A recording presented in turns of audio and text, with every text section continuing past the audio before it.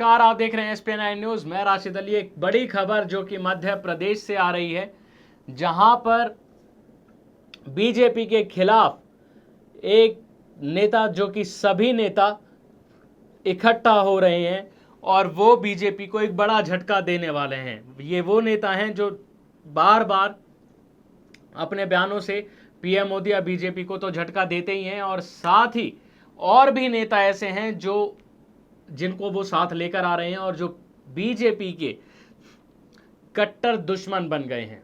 और अब ये सारे कट्टर दुश्मन एक साथ हो गए, यानी कि बीजेपी पर बड़ी आफत आने वाली है। मैं देर ना करते हुए सीधा आपको खबर की ओर लेके चलता हूं। आज मंदसौर पहुंचेंगे शत्रुघ्न और यशवंत सिन्हा। परवीन तोगड़िया भी होंगे शामिल, यानी कि इनके साथ होने का क्या मतलब है, आप देख सकते हैं। मध्य प्रदेश में चल रहे गांव बंद आंदोलन के बीच मंदसौर में भाजपा सांसद शत्रुघ्न सिन्हा और पूर्व वित्त मंत्री यशवंत सिन्हा आज मंदसौर पहुंचेंगे। उनके साथ विश्व हिंदू परिषद के पूर्व अंतर्राष्ट्रीय अध्यक्ष परवीन तोगड़िया भी होंगे। अब ये वहां पहुंचेंगे तो ऐसा बयान जरूर देंगे जो सुर्खियां बने और बीजेपी पर निशाना लगे। बताया जा रहा है कि मंदसौर के दलौदा क्षेत्र में श्रद्धांजलि सभा का आयोजन किया गया है। इसमें कक्का जी के साथ यशवंत सिन्हा, परवीन तोगड़िया और शत्रुघ्न सिन्हा शामिल होंगे। कक्का जी ने कहा है कि किसानों के खासतौर पर सरकार अपनी पीठ ना थपथपाए। उन्होंने कहा है कि किसानों का सम्मान किसी भी कीमत पर गिरने नहीं दिया जाएगा। कक्का जी ने बताया कि आज दलौदा में अभिनेता शत्रुघ्न सिन्हा, पूर्व वित्त मंत्री यशवंत सिन्हा, जम्मू कश्मीर के राष्ट्रीय किसान मजदूर महासंघ के प्रदेश अध्यक्ष हमीद मलिक, संदीप गिरडे, प्रकाश पांडे, विकास बागे, सुरेश विष्ट, वीर सिंह, अभिमन्यु गौर दलौदा मृत किसानों को श्रद्धांजलि देंगे। साथ ही कक्का जी ने यह भी कहा कि 8 अगस्त से अन्नदाता बचाओ आंदोलन का शखनांद भारत छोड़ो आंदोलन की ऐतिहासिक तिथि से मंदसौर से होगा। बता दें कि 1 जून से शुरू हुआ गांव बंद का आंदोलन आज 8वां दिन है। मध्य प्रदेश के कई जिलों में आंदोलन का मिला जुला असर देखने को मिला। हालांकि आंदोलन का कहीं भी व्यापक असर देखने को नहीं मिला है। मिला जुला असर सभी को देखने को मिला है। और अब मैं आपको वो दिखाऊंगा। एक और ये देखने वाली बात है कि एक और तो बीजेपी बाहर विपक्ष से परेशान है, तो वहीं उन्हीं के नेता जो उनको परेशान करने में लगे हैं। शत्रुघ्न सिन्हा एक ऐसा नाम है जो समय समय पर बीजेपी को झटका देते रहते हैं, उन पर हमला बोलते रहते हैं। और अब मैं आपको दिखाता हूं कि मध्य प्रदेश की बात हुई है तो वहां पर किस तरह से कांग्रेस हमला बोल रही है। मैं आपको दिखाता हूं मध्य प्रदेश से कांग्रेस नेता ज्योतिरादित्य सिंधिया कैसे भरे मन से शिवराज सरकार पर और बीजेपी सरकार पर निशाना साधते हैं। देखिए खास रिपोर्ट में। कमलनाथ जी का इतिहास केवल आप सब नहीं जानते। कमलनाथ जी का इतिहास मध्य प्रदेश की जनता केवल नहीं जानती। कमलनाथ जी का इतिहास भाजपा का केवल एक कार्यकर्ता नहीं जानता, लेकिन कमलनाथ जी का इतिहास विश्व का एक एक व्यक्ति भी जानता। इतिहास में कहा जाता है कि कभी कभी मौका आता है जब पद ग्रहण होता है तो उस पद से व्यक्ति सुशोभित हो जाता है। लेकिन आज मौका है कि जब इस मध्य प्रदेश कांग्रेस पार्टी के अध्यक्ष के रूप में राजीव सिंह जी रहेंगे, कमलनाथ जी पद ग्रहण कर रहे हैं, तो वह इस पद को सुशोभित कर रहे हैं। और इस घड़ी में जहां कमलनाथ जी के नेतृत्व में कांग्रेस पार्टी हम सबके साथ मिलकर इस आने वाले इम्तिहान के घड़ी में हम जमीन पर कूदेंगे, उसी स्वर में भी मध्य प्रदेश कांग्रेस पार्टी के पूर्व अध्यक्ष अरुण यादव जी को भी मैं अपने तहे दिल से धन्यवाद अर्पित करना चाहता हूं। एक कांग्रेस के कार्यकर्ता के रूप में 4 साल जब संकट के बादल मंडरा रहे थे प्रदेश में और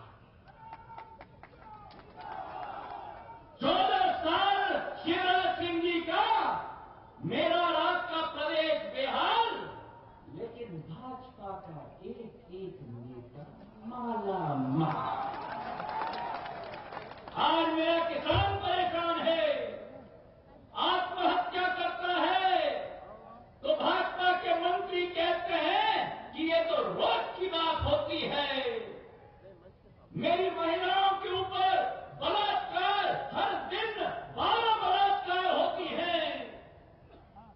जम्मू कश्मीर में मंत्री कहते हैं ये कोई बड़ी बात नहीं होती। अरे भैया, ये मेरा और आपका देश है, जहां अगर महिलाओं का मान सम्मान नहीं बचा तो भारत का अस्तित्व नहीं बचा। जहां मेरी महिलाएं पदारिक, मेरे किसान पदारिक, मेरा नौजवान बेरोजगार घूम रहा है, और इन्होंने तो कहा था कि वादा तो ये था कि प्रति साल 2 करोड़ का। तो देखा आपने कि किस तरह से वहाँ पर ज्योतिरादित्य सिंधिया ने बीजेपी और शिवराज सरकार पर निशाना साधा। दरअसल ये कोई पहला मौका नहीं है, समय समय पर शिवराज जैसा झटका निशाना साधते रहते हैं, और इसकी वजह भी यही है क्योंकि कांग्रेस वहाँ पर हाल ही में हुए चुनावों के नतीजों से बहुत ऊपर आ गई है। बिकॉज वहाँ की जनता कांग्रेस को पसंद करने लगी है, और उसका कारण ये है कि कांग्रेस वहाँ पर लंबे समय से सत्ता से दूर रही है। और अब हाल ही में वहाँ पर उपचुनाव हुए हैं मध्य प्रदेश में 2 सीटों पर, जो कि कोलारस और मुंगावली में उपचुनाव हुए विधानसभा सीटों पर, जो कि वहाँ लड़ाई स्थानीय नेताओं के बीच नहीं बल्कि यह लड़ाई ज्योतिरादित्य सिंधिया और सीएम शिवराज के सिंह उठी, और इसमें कांग्रेस को जीत मिली, कांग्रेस को बढ़त हासिल हुई, और इसी के बाद कांग्रेस की ताकत जो कि दुगनी बढ़ी। अगर आपने नहीं देखा है तो देखिए खास रिपोर्ट। मध्य प्रदेश में हुए 2 उपचुनावों में शिवराज सिंह चौहान और ज्योतिरादित्य सिंधिया की प्रतिष्ठा दांव पर लगी हुई थी। दोनों नेता गांव-गांव जाकर पसीना बहाते घूम रहे थे। शिवराज जहां जनता से 5 महीने के लिए जिताने की बात कर रहे थे, तो वहीं सिंधिया का कहना था कि 15 साल शिवराज कहां रहे। मध्य प्रदेश के मुख्यमंत्री शिवराज सिंह चौहान का चुनावी रथ खिरिया पहुंचा, जहां वो रथ के ऊपर लिफ्ट से निकलकर मुंगावली विधानसभा के लोगों से इस बार बीजेपी को उम्मीदवार बाई साहब यादव के लिए वोट मांग रहे थे। उनका दावा था कि 5 महीने के लिए ही जिता दो तो इलाके की तस्वीर बदल देंगे।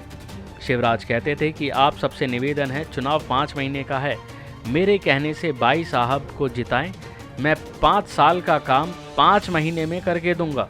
इतना ही नहीं, शिवराज सिंह चौहान के सामने खड़े थे कांग्रेस सांसद ज्योतिरादित्य सिंधिया।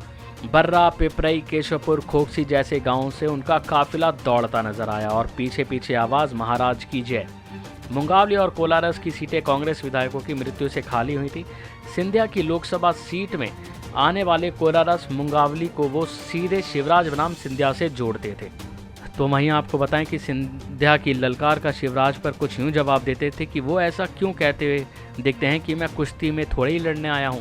जिसके जवाब में ज्योतिरादित्य कहते हैं तो वो यहाँ 5 महीने से कर क्या रहे हैं। आपको बता दें कि राज्य में नवंबर में विधानसभा चुनाव भी होने हैं, लेकिन उससे पहले हुए उपचुनाव में कहीं ना कहीं कांग्रेस ने दोनों सीटें जीत ली हैं।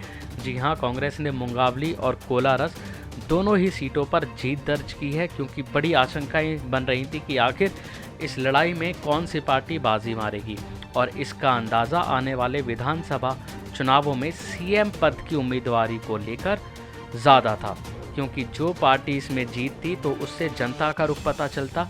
जैसे कि अब उपचुनाव में कांग्रेस जीती है, तो इससे अंदाज़ा लगाया जा रहा है कि विधानसभा में कांग्रेस की मजबूती ज़्यादा है, क्योंकि अगर बीजेपी जीतती तो वो भी यही अंदाज़ा लगाती, और इससे जो बैकफुट पर नज़र आ रही है और जो सत्ता से दूर है कांग्रेस पार्टी, उसकी स्थिति कहीं ना कहीं मजबूत हुई है, और मजबूती के साथ साथ कहीं ना कहीं ज्योतिरादित्य सिंधिया की दावेदारी भी अब ज़्यादा मजबूत होगी। तो वहीं अब आने वाले विधानसभा चुनाव जल्दी होने वाले हैं, नवंबर तक ये विधानसभा चुनाव होने हैं, और उससे पहले जाहिर सी बात है ये देखना होगा कि अब सरकारें क्या क्या करेंगी। अब दोनों ही नेता कौन से मुद्दे उठाएंगे। एक तरफ शिवराज सरकार लोगों को लुभाने के लिए क्या वादे करेगी, तो दूसरी तरफ ज्योतिरादित्य सिंधिया कांग्रेस नेता बीजेपी को किन मुद्दों के चलते घेरते हैं। उनका मुद्दा यही है कि इतने सालों से बीजेपी कहाँ थी, कि वो इतने सालों से लोगों की बातें क्यों नहीं सुन रही थी। तो वहीं बीजेपी सरकार यानी कि शिवराज सरकार लगातार लोग लुभावन के लिए एक के बाद एक वादे करती नजर आ रही है, जिससे लोगों का वह दिल जीत सके। वहीं कांग्रेस है जो उनके हर मंसूबों पर पानी फेर रही है और उनका जमकर विरोध कर रही है। तो देखा आपने कि किस तरह से उपचुनाव में हुए उस दौर के दौरान जो कि बीजेपी हार गई और कांग्रेस को जीत मिली। दरअसल ये सब हुआ कांग्रेस की मेहनत से, क्योंकि वहाँ पर शिवराज सरकार ने एक से एक बढ़कर वादे किए थे। मैं आपको बता दूं, उस दौरान मुख्यमंत्री ने ये तक कह दिया था कि भले ही 6 महीने के लिए ही सही, लेकिन चुनाव जिता दो, मैं 5 साल का काम 5 महीने में करवा दूंगा। लेकिन फिर भी जनता ने भरोसा नहीं जताया और शिवराज सरकार को चुनावों में मात मिली। लेकिन भले ही 2 सीटें हारी हों, लेकिन उससे कहीं ना कहीं कांग्रेस को बल मिला है, कांग्रेस को ताकत मिली। और अब कांग्रेस को जितनी ताकत मिली है, अब ये जो बागी नेता हैं ये शायद खुद कांग्रेस पर नहीं बल्कि बीजेपी पर निशाना साधेंगे। ये बीजेपी के नेता होते हुए बीजेपी को मुश्किलों में डाल रहे हैं और कांग्रेस का काम आसान कर रहे हैं। और जब ये आज वहाँ जुटेंगे तो देखना होगा कि आज ये वहाँ पर कौन सा बम फोड़ेंगे, क्योंकि शत्रुघ्न सिन्हा लगातार बम फोड़ते आए हैं और ये ऐसा मौका है जहाँ पर वो ऐसा ज़रूर कुछ बोलेंगे जो बीजेपी पर आफत बनकर आएगा।